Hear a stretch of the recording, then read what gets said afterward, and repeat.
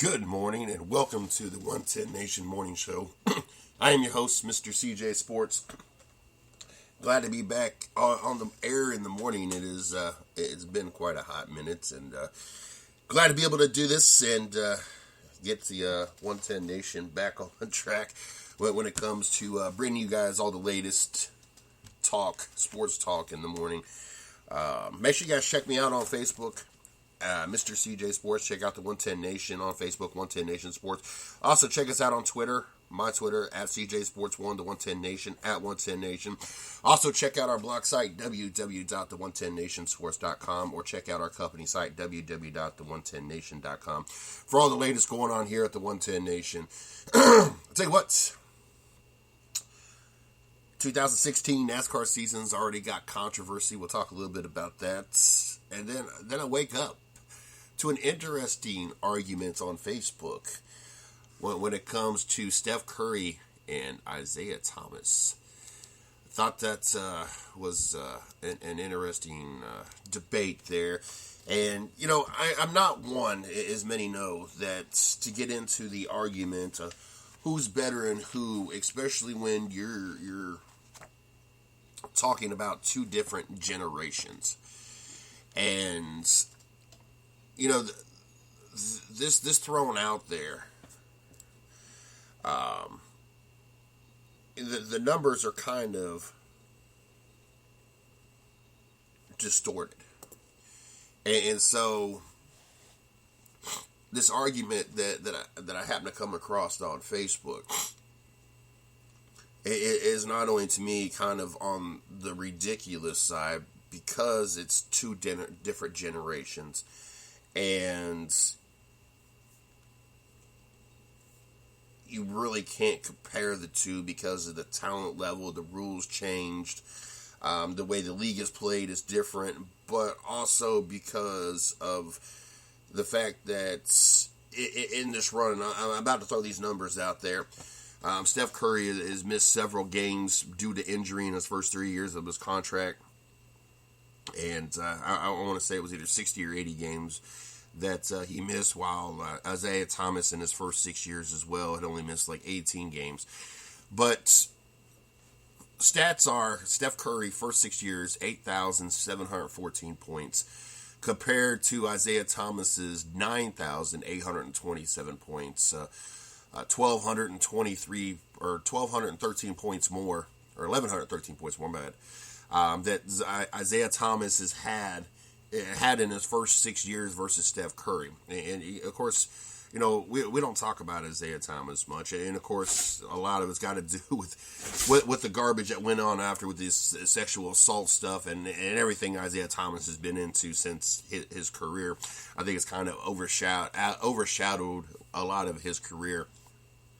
But I just thought it was interesting that, you know, even if Steph Curry would have played all those games, I mean, 1,200 points, roughly. I mean, that's asking a lot of Steph Curry, especially in that rookie contract. In you know those first 3 years where he missed most of those games, you know, how much would that have been different because of him being on the court when it was his rookie, you know, and he was still fresh to the league and wasn't necessarily putting up the points.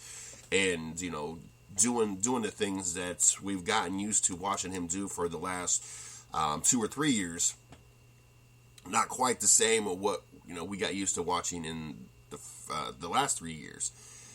So I thought that was interesting. 717 steals. Isaiah Thomas had 964 steals.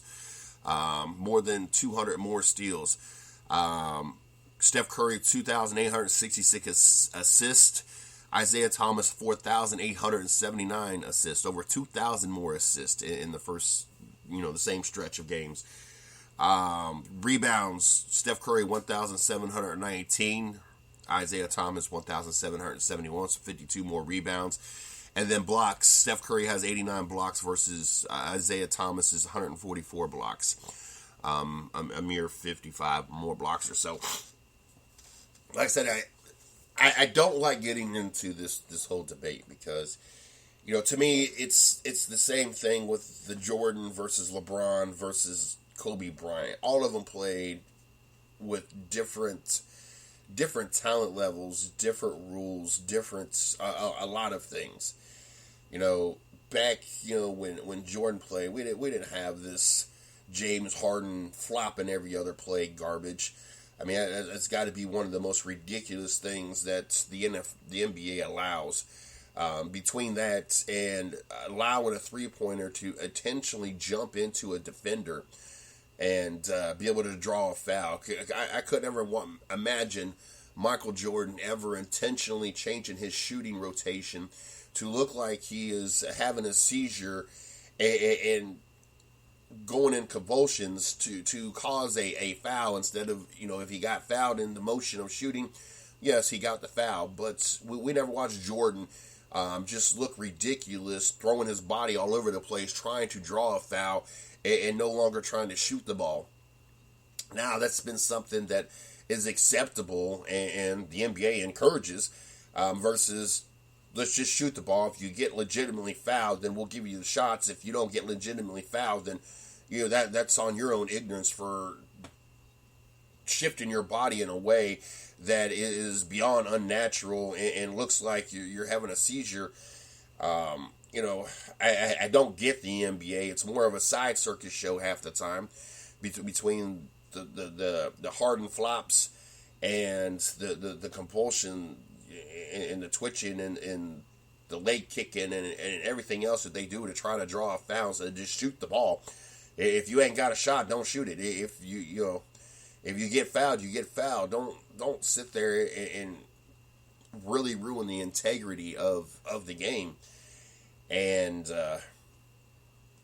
so those things are some of the most notable things that changed from when Isaiah Thomas was in the league, the 80s and 90s versus where we're at today. So why would I speak less of the talent back then, regardless what the stats are, to make the players today sound better when only thing that's really changed is not that the talent's better. They just found a way to manipulate the rules and use the rules that the NBA is, too lazy to change, to fix. They're afraid of the talent that they have, the players they have. I can't explain why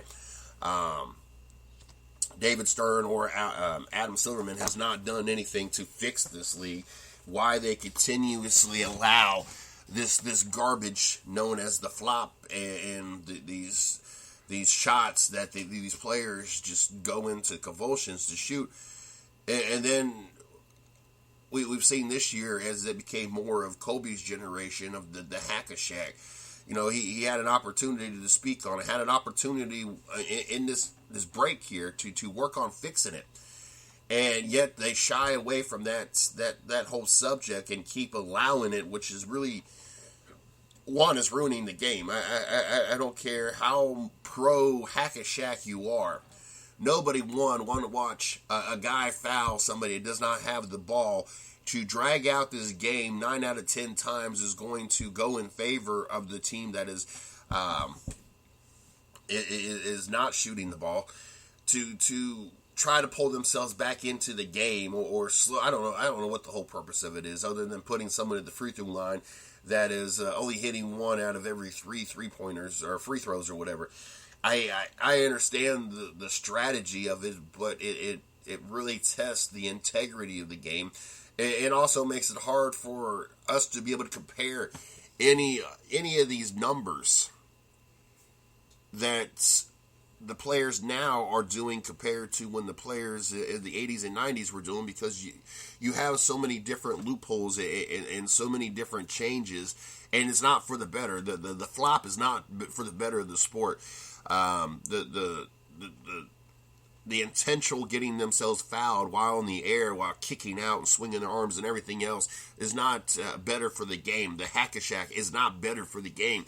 These are all things that are slowly but surely helping turn the NBA into a freak sideshow.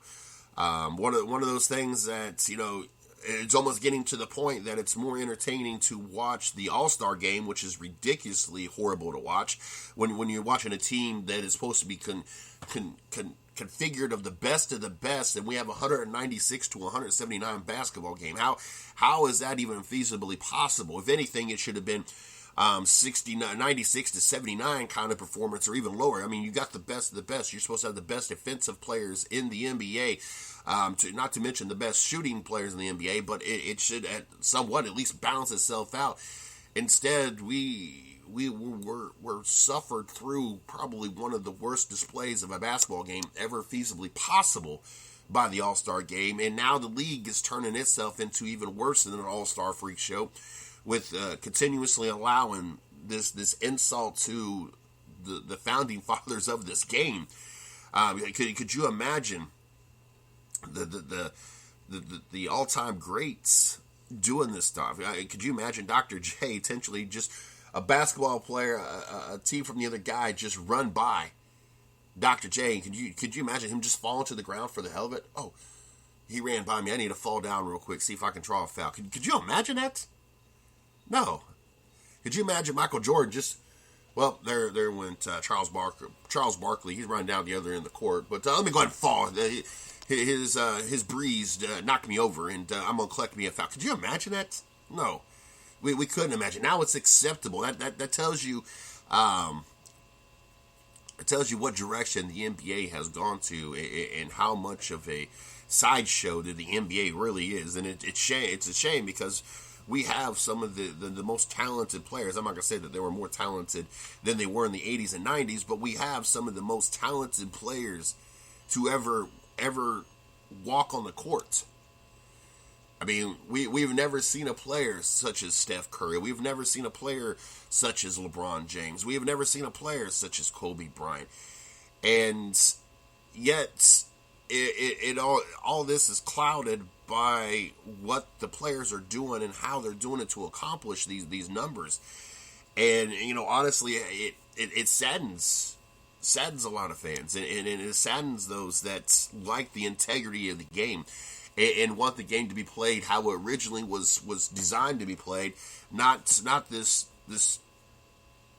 mockery that our generation, unfortunately, has turned the NBA into. But not to even mention the mockery that they've turned us into. To know what Isaiah Thomas has accomplished when the talent level was even greater. Right? And like I said, I'm not saying there's no talent now, but we can all agree that the talent level that was in the 80s and 90s and the toughness to be in the league back in the 80s and 90s is much tougher and a much better class than we are now. First, the league has gone beyond soft. Like I said, the whole flop thing is a proof of that. You watch 80s and 90s basketball, they're giving each other the business. They elbowing each other. They are manning up. They are not giving up no ground, and no fouls were called. Now here we are in 2016, and a breeze knocks somebody over and causes a foul. There is no toughness in this league.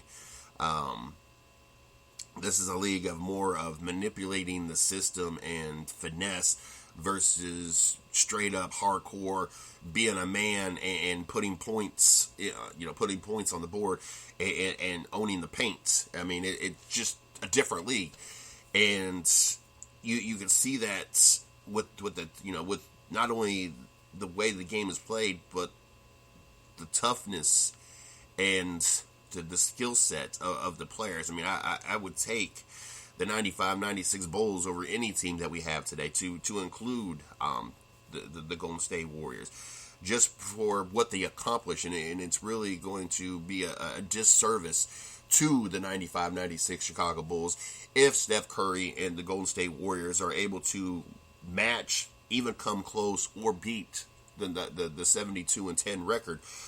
Just because the talent level and the toughness of the sports and what they have been able to do to manipulate, to cause themselves to be in this position. And I don't want to take nothing away from the Golden State Warriors.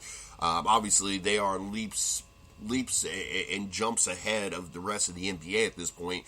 And it's not all about manipulating the system.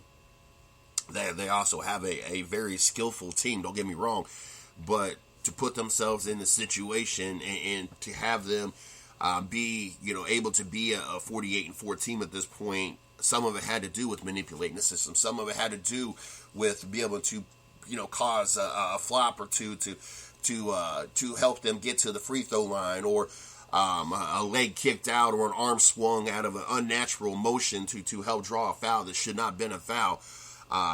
Or maybe they hacked DeAndre Jordan or hacked Dwight Howard, or whatever the case may be, to help control the tempo of the game, or help put someone to the free throw line that is probably not going to make a shot. They've done some of the things to help put them in this position that, kind of takes away from the integrity of their record versus, especially when we're comparing it to the 95-96 Chicago Bulls. But to me, it's not doing the NBA any due just service here by allowing the things that they allow. It's kind of, to me, like the NBA or the NFL, to sit there and say, Megatron is the best receiver in the NFL, and that he is better than Jerry Rice because he owns the single season record. Well, no, a lot of things have changed in order to make it feasibly possible for Megatron to have the single season record. I guarantee you, if the quarterback rules never would have changed and he was actually allowed to hit the quarterback, and if the receiver rule hadn't changed and you could hit the receiver before they have an opportunity to catch the ball and would take about 3 steps, I guarantee Megatron never ever would have been able to have himself put above Jerry Rice. I'm sorry, but Jerry Rice still goes down in the book as the best wide receiver. And the fact that Megatron owns the single season record for most yards, that to me honestly is a big joke.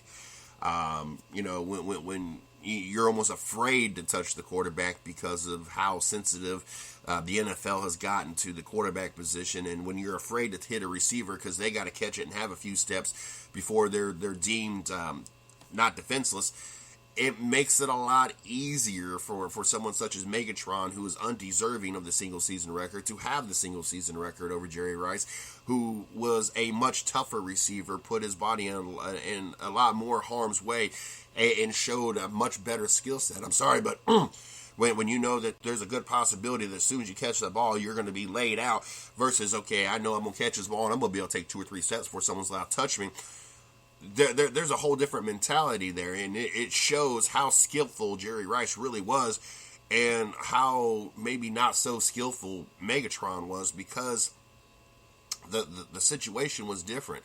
The opportunity for Megatron was much more optimal than it was ever for Jerry Rice, and that's kind of the same comparison when you talk about players from the 80s and 90s to the players of the 90s, early 2000, to the players of early 2000 to today, when the way the league is played, the way the rules are written, and the loopholes in the system that the current NBA players, and even in the players in the late 90s, early 2000s, had found that, the players in the 80s and 90s never even imagined of sitting there trying to find the loophole. They wanted to go out and prove that they were the best. They didn't want to prove that they could manipulate the rules and manipulate the system the best.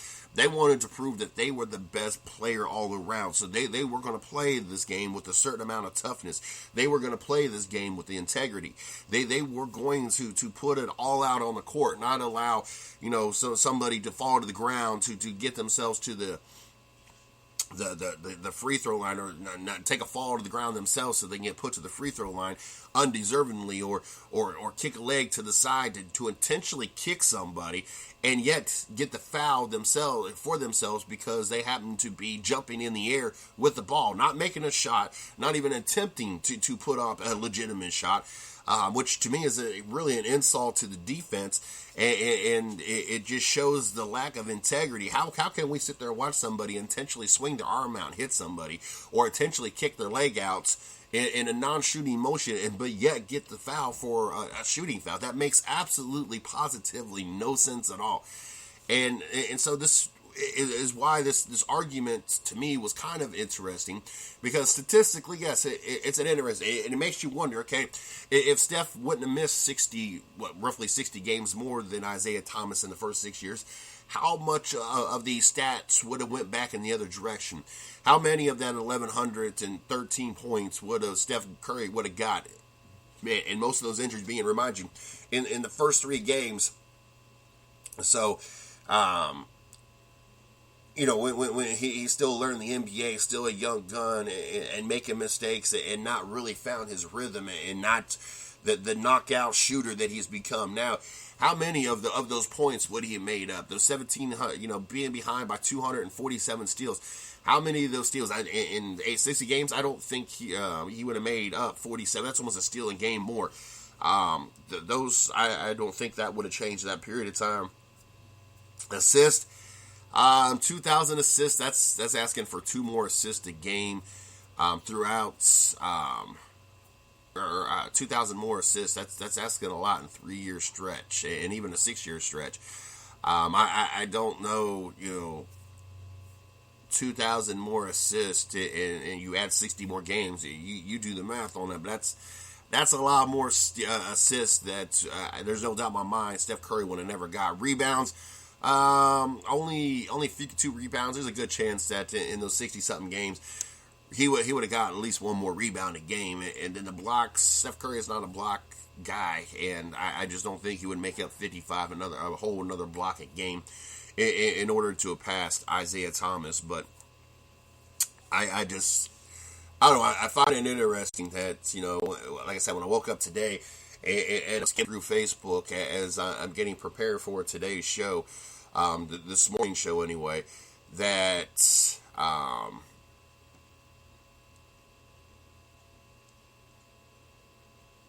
this is the argument that we're having on Facebook. And like I said, I like to try to stay out of it, because you can't compare different generations. Like I said, excuse me, the talent level is different. I mean, even to include the young players coming out after 1 year in the league, and now even that aspect of the game has helped change the game, because now you got a bunch of inexperienced players that 9 out of 10 times really have no business being on the court, that they should have continued developing themselves in college ball and been in college basketball for another 2-3 years by the time some of these players come out.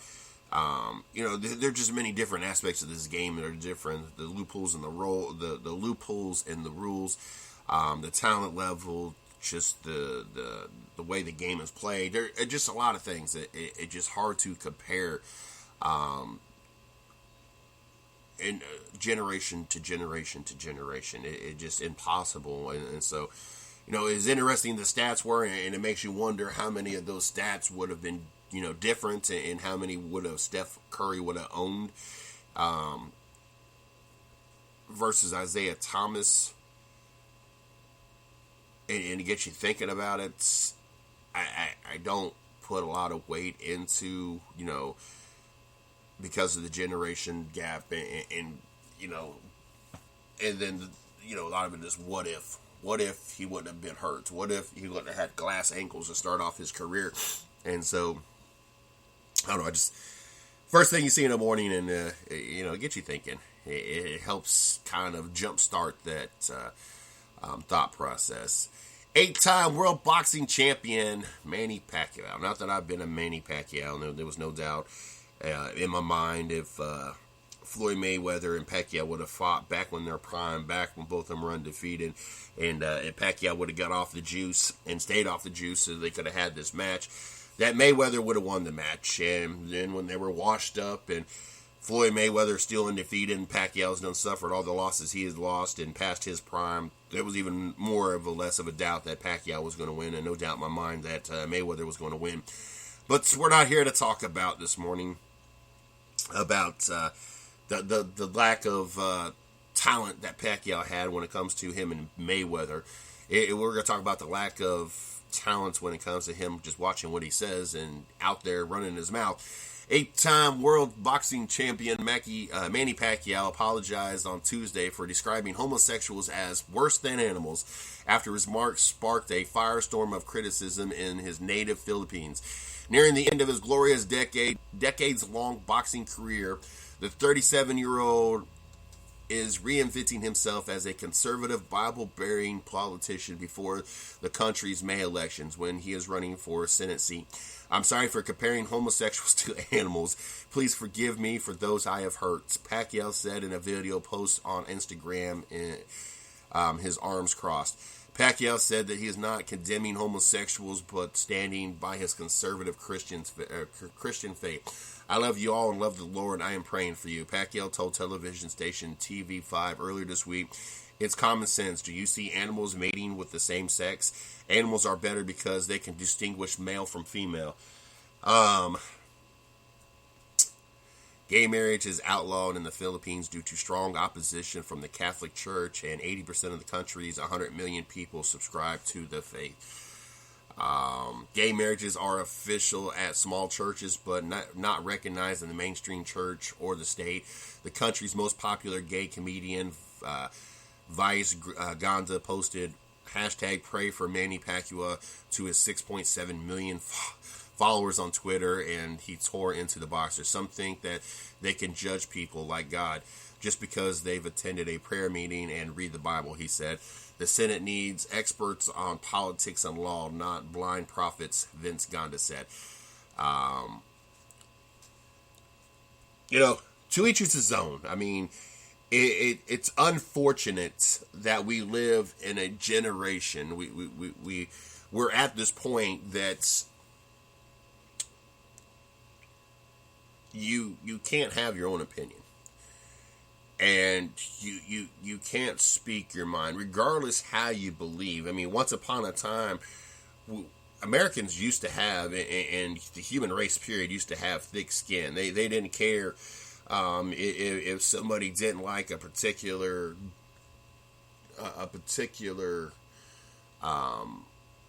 race or didn't like a particular custom, or I guess maybe not so much a race, but a particular custom or a particular lifestyle.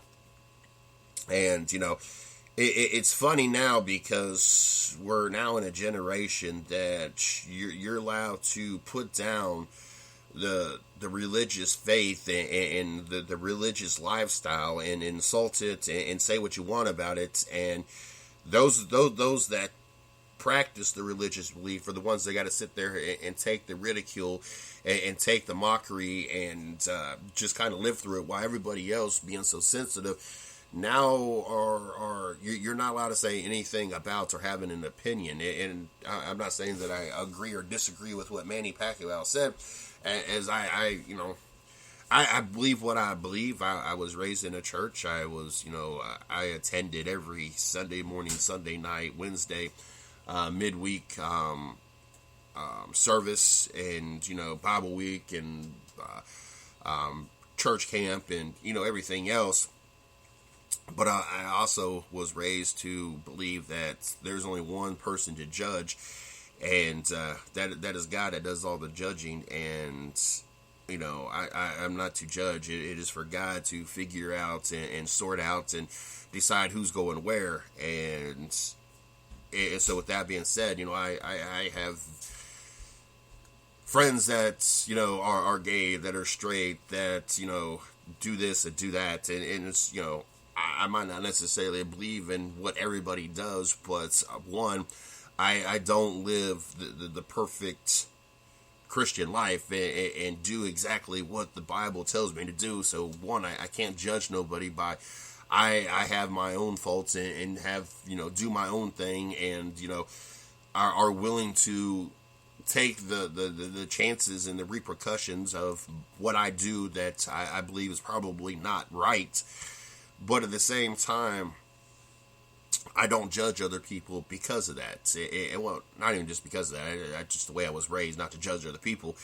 But that is part of why I don't care that I have gay friends, that I've stayed over at gay people's houses and spent the night, and I like I said, I just really don't care. It's not, and I'm assuming that with my religious background, I probably should have more of a stance on it and believe a certain way. And would I ever leave that lifestyle? No. I just no. But two, I don't necessarily believe it's right. But at the same time, like I said, I don't care, because you live your life the way you live your life, as long as it does not affect me in any which way, shape, form, or does not affect my children. I don't honestly care what other people do in their lifestyle. As long as it does not affect me or mine, you do what you want to do in your house. Do what you want to do in your bedroom. I don't necessarily care. I mean, to see some of this stuff. I have two customers in specific that come in. One is a transgender, and I always find this entertaining, especially when Travis is his name. And the only reason know this is I've seen his ID. His whole surgery transformation was, I don't know where he got it done, but it was not done very well. But it's always funny to watch him come in at first thing when we open up the doors at 6 o'clock to get a razor, because he forgot to carry a razor with him. And obviously trying to be a female at this point, you can't have a 5 o'clock shadow at 6 o'clock in the morning. It just doesn't work. Sometimes Shim will come in, and I don't even know what you're really classified as. I think that's the only thing that gets me about that whole transgender thing, is especially that boy that wanted to be part of the female's bathroom, even though technically he was a boy. But I never ever, and that's why I said, as long as it does not affect my children, there will never be a guy, because he wants to be a female, allowed into the same bathroom as my daughter. It's just not going to happen. But it's always entertaining, and like I said, sometimes he comes in with a mask trying to cover up the beard going on before he can get a razor, and so he can look more of a she versus a him. And then we have another young, I want to say it's a gentleman, and I was entertained the other day because there was some guy, I don't know how did he not notice that it was a he or it is a he. Talking about your perfume smells really good and everything else, and there's no doubt in my mind that it is still a he, but even with the makeup and even with the perfume and even with the somewhat girly clothes that he wears, but it's a customer. I treat it just like any other person. I don't really care when it comes to, especially when it comes to work. Money's green. I don't care of your race, your sexual preference, your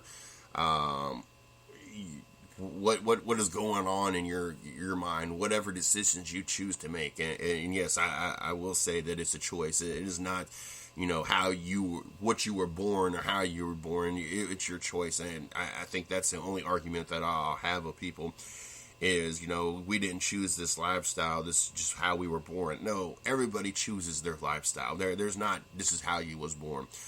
If that's the case, then every male out there would be attracted to every single type of female out there. And that's not the case. We choose who we're attracted to. We like a certain body type, or we like a certain height, or we like certain features on a female. Every guy is different, and everybody has their preference based on what they like, not because how they were born. And I feel that's the same way when it comes to your sexual preference and what sex you want to be. It's not that's how you was born. Everybody was born to be either a male or be a female, not be a female turn into a male or a male turn into a female. And we were all born to to reproduce and be plentiful and marry our other, not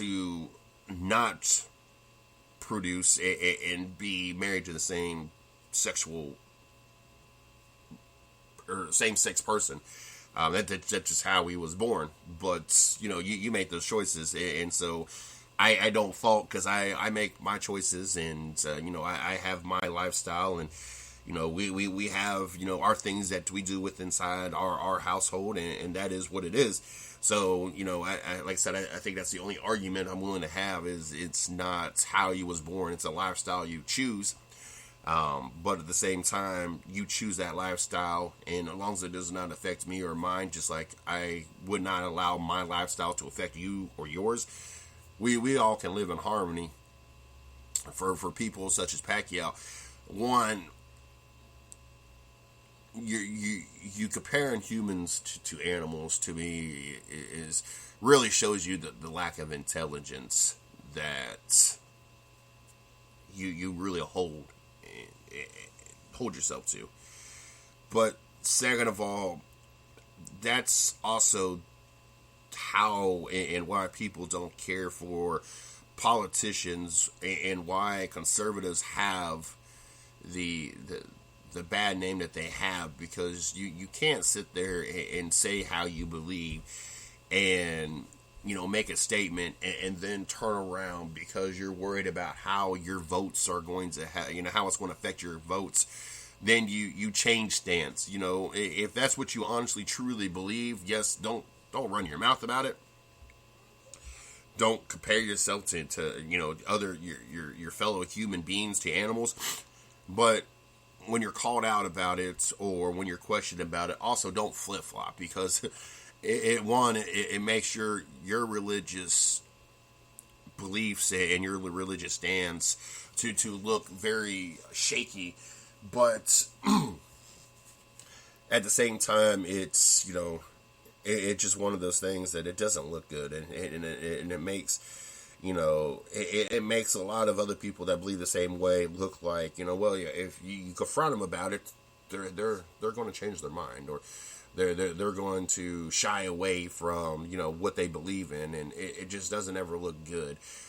So Pacquiao, you open your mouth, foot was inserted, things. Your boxing career, it was what it was. You fell off real fast. You can never get off the juice long enough to have the most important boxing match of your career when it really mattered. And then after you were washed up and no longer the top of your sport, and after Floyd Mayweather had slowed down a little bit and wasn't necessarily the best anymore, even though he was still undefeated and still had the belts, and he was not still in his prime, let's go with that word better. Then you finally get the match, and you get beat. As much as you want to argue it, and the Pacquiao fans want to try to argue the whole statement, you got beat, and now you're trying to. You're trying to make yourself feel important again, and now here you are screwing up basically another opportunity in your prime to win something important. We'll see if you continue to insert your own foot in your own mouth, or maybe this time you can stay off the quote-unquote juice, and maybe you can do what you got to do and win and be a participant in probably one of your most important battles, and that is the Senate seat. 2016. Before we jump into this, make sure you guys check us out on Twitter. You can follow me at CJ Sports 1. You can follow the 110 Nation at 110 Nation. Check us out on Facebook, Mr. CJ, or check me out on Facebook, Mr. CJ Sports. The 110 Nation, you can follow at 110 Nation Sports. Also, check out the blog site, www.the110nationsports.com, or check out our company site, www.the110nation.com, for all the latest going on at the 110 Nation. Here at the 110 Nation. So make sure you guys check that out. The 2016 season, obviously, we couldn't get the season started for NASCAR without some kind of controversy. Do we have a rigged qualifying front row? Do we do controversy, conspiracy theory, whatever word you want to use? We couldn't make it. We couldn't even make it to the Daytona 500. We couldn't even get the whole field set. We got the front row set. And there's already conspiracy theories. There's already debate. There's a lot of things already. here for the 2016 season. And all I could do is sit here and chuckle. I find this very, very funny and humorous that here we are early in the 2016 season, and there is already controversy going on in NASCAR. The 78 team's time was not allowed, and he will be starting. He's one among three drivers that will be starting at the rear when it comes to the qualifying races come Thursday. And what makes it interesting and debatable is more of the Martin Truex situation. Martin Truex's time was not allowed because his right rear roof flap was not sealed. It was not properly latched, and it was not smooth. And therefore his time was not allowed. And it was one of those things that, the snooze. I mean, Jeff Gordon, oh my God, this is going to be a long season with him in the daggone studio. He kind of reminds me a lot of Brad Daugherty. He'll repeat and state the obvious stuff, and they need to stop putting these professionals out in the booth, because it does not always work out the best. And after having listened to him for two different segments already, I really would just like to go ahead and shoot myself having to listen to Jeff Gordon in the studio. But he went on to state that with the roof flap not being latched properly and it's sitting up just a little bit is an aero advantage for the car that has that. And obviously that's why Martin Truex his time was not allowed, because it was not latched properly. It was not flush. But come to find out, Martin Truex wasn't the only one. Martin Truex was not the only driver to have his roof flap not properly sitting flush. And because of that, it has caused controversy. It has caused a debate, because now the youngest driver to ever win the pole, yes, Chase Elliott, he was not in compliance of the NASCAR rules and had that unfair advantage.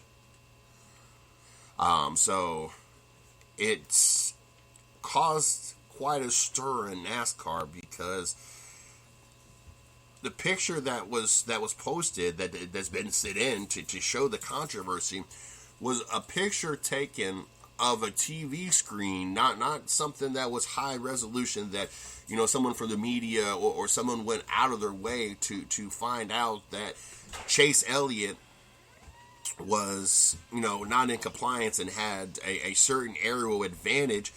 It was simply someone with their cell phone taking a picture of the TV screen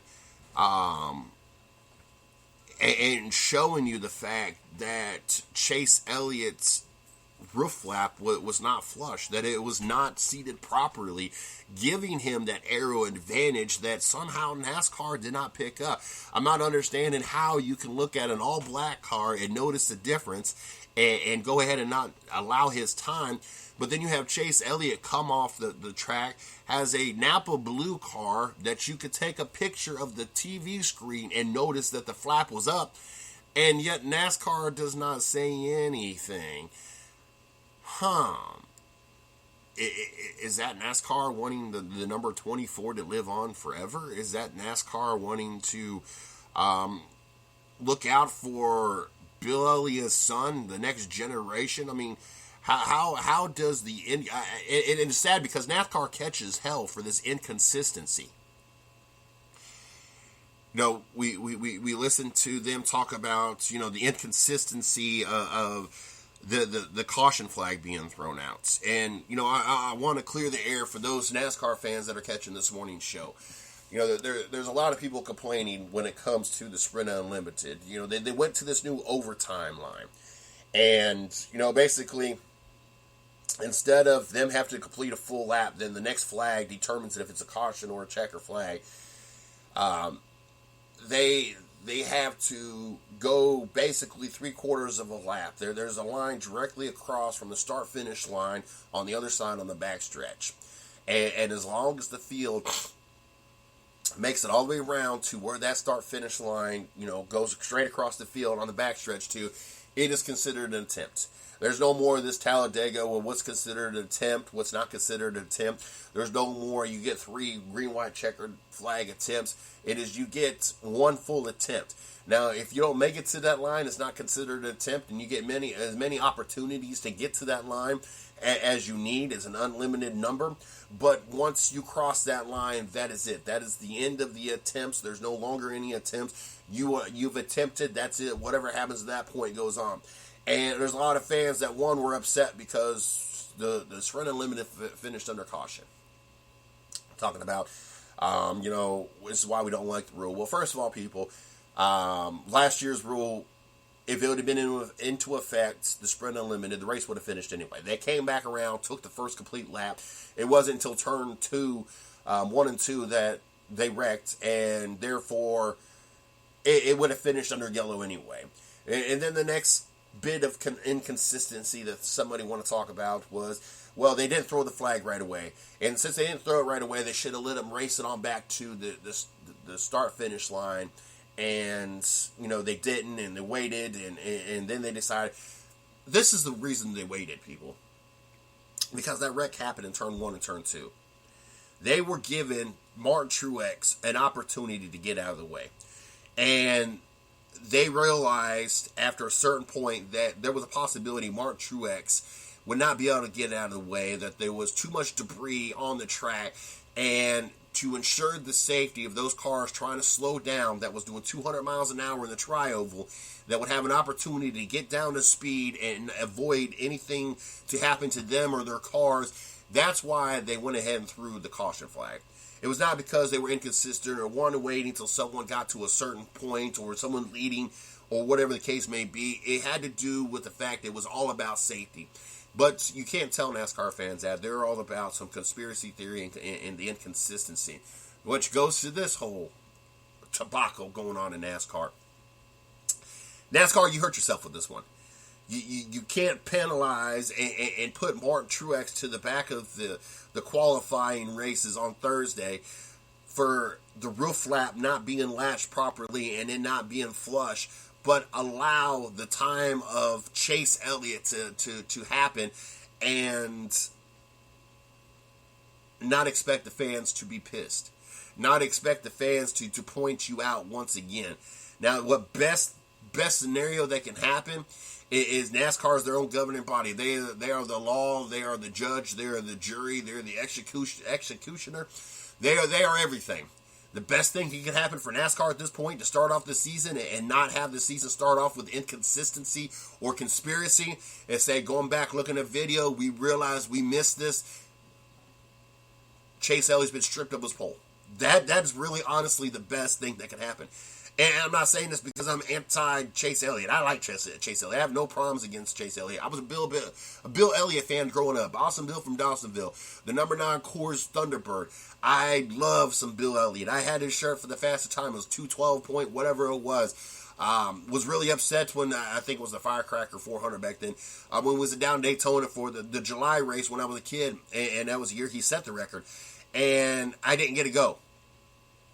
It was one of those things that, one, my mom wasn't really into NASCAR that much, even though, she had married my father who was into NASCAR and part of a crew and part of a local team. Now, they weren't married at the time, but she was never truly a diehard NASCAR fan. And, of course, then the price of the tickets, even back then, her being a single mother and just really not having that much help, obviously also detoured from that. But I don't get how NASCAR can miss and how the inconsistency still amongst with all the cameras and templates and everything that they have in NASCAR, how you can manage to screw this up. But once again, NASCAR finds a way to screw it up. But they have an opportunity to fix it. I know it's been pointed out to them. If I have a copy of the picture, I know without a doubt they have a copy of the picture. And it's just one of those things that NASCAR really needs to get it right. Find a way to get it right. And they need to fix it. They need to go ahead and yank him off the pole.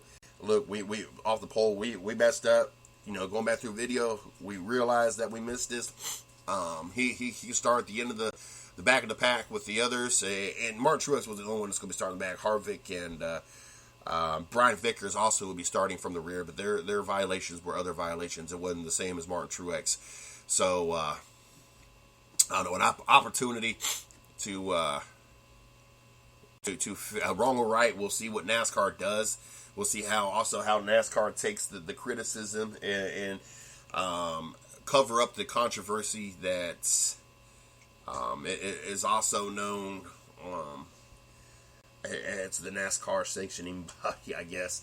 So definitely going to keep our eye on that. Definitely an interesting conversation. Definitely a fun topic amongst the fans. I guess more the critics and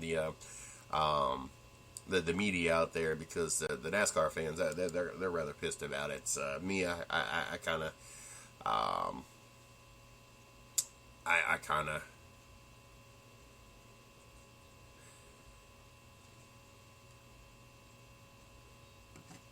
I kind of find it humorous. Chris Bosh dealing with blood clot scare. Obviously, unfortunately for Chris Bosh, the blood clot that sidelines him, and of course him not be able to take the blood thinner while playing the sport, it is really coming to a point that I think Chris Bosh's days are numbered in the NBA. All-Star forward Chris Bosh is expected to meet with doctors Thursday to determine the seriousness of blood clotting fears in his left calf and whether the use of blood thinners could allow him to return this season, league sources told Vertical. Bosh, an 11-time All-Star, met with Heat physicians on Monday in Miami and will get further evaluations on Thursday, source said. There was more optimism in Miami on Monday than during All-Star weekend in Toronto that Bosh's condition could be manageable, league sources said. Nevertheless, there are still determinations to be made on Bosh's condition and immediate future on Thursday. Bosh pulled out of the All-Star game and three-point contest on Friday because of the concerns of a potential blood clot. There was initially some apprehension about Bosh flying back to South Florida, but he did stay without a physical problem. Bosh missed the final 30 games a season ago after a blood clot in his calf moved to his lungs. He took blood thinners for several months following the 2015 clotting. Bosh, 31, is averaging 19.1 points and 17.4 rebounds for the Heat this year. Obviously, our thoughts and prayers are with Chris Bosh and the Miami Heat. Obviously, with him and Brian Vicker in the same situation. Obviously, he had to get cleared to run this weekend, and that's why Brian Vicker was pulled back out of his vehicle after 2 races last year and is not got a full-time ride, nor really looking for a full-time ride. In NASCAR, they can't race with the blood thinner, and so he's got to take himself off this stuff in order to be out there on the track, and obviously cannot do this for a long-term base without it jeopardizing his health. And I don't know the exact NBA rules if they allow it or not, but we'll definitely keep you guys updated here from the 110 Nation on how Chris Bosh is doing and ultimately how this is going to affect his career moving forward. So on the ice last night, that's really the only thing going on. We had some really good games, and I want to get you guys the scores on those. You guys are up to date this morning going into work today.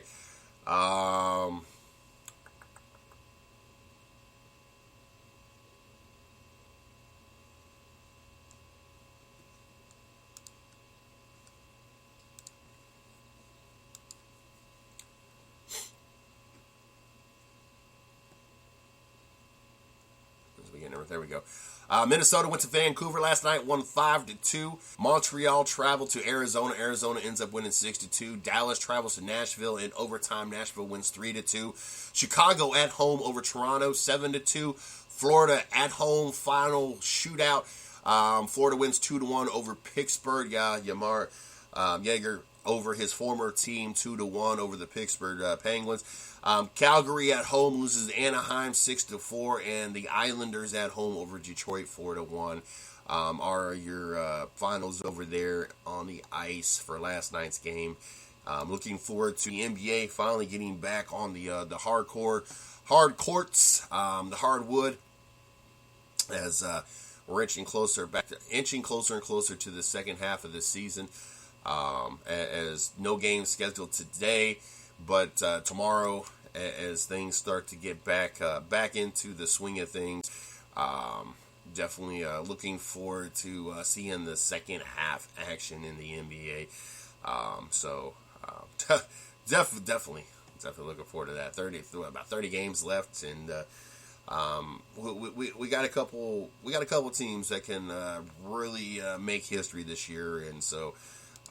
Looking forward to be able to have the opportunity to watch those and see how these teams perform the second half, how this break affected them, how the trade deadline makes any of these teams better or affects them as well. So definitely looking forward to the second half of the season. Got a lot of things coming up. Don't forget. Tonight, we got the 110 Nation Sports Show, as we do every Monday, Tuesday, Wednesday, Thursday, Friday night. Looking forward to having another great guest join us tonight, as we have Colin Cabre of the K&N Pro East Series with Red Racing, another winner of the Drive for Diversity program. Have him on tonight, so looking forward to that. So we got guests lined up pretty much all week. But don't forget to check out 9 o'clock tonight. Looking forward to it. Looking forward to doing some more great sports talk, and forward to meeting another great guest from the Drive for Diversity program, another young and upcoming star. And don't forget also tonight we got Izzo, our NHL expert, joining us as well to talk NHL. So very excited about tonight's show. So make sure you guys tune into that and be there. I mean, I can't. We do all we can do to make these shows as fun and formal. I'm not gonna say informal, but educational as possible, I guess. I try to bring you, and we try to bring you all the latest going on. So make sure you guys tune in. Don't forget, you guys, to check me out at CJ Sports 1. You can check out the 110 Nation at 110 Nation. Check us out on Facebook, my personal fan page, Mr. CJ Sports. The 110 Nation fan page, 110 Nation Sports. Also, check us out our blog site, www.the110nation.com. I'm sorry, the110nationsports.com. Then check out our company site, www.the110nation.com. For all the latest going on here at the 110 Nation. Like I said, don't forget, tonight, 9 p.m. Make sure you guys are there. Be back at this tomorrow morning, 9 a.m. Don't be late. You guys have a great day.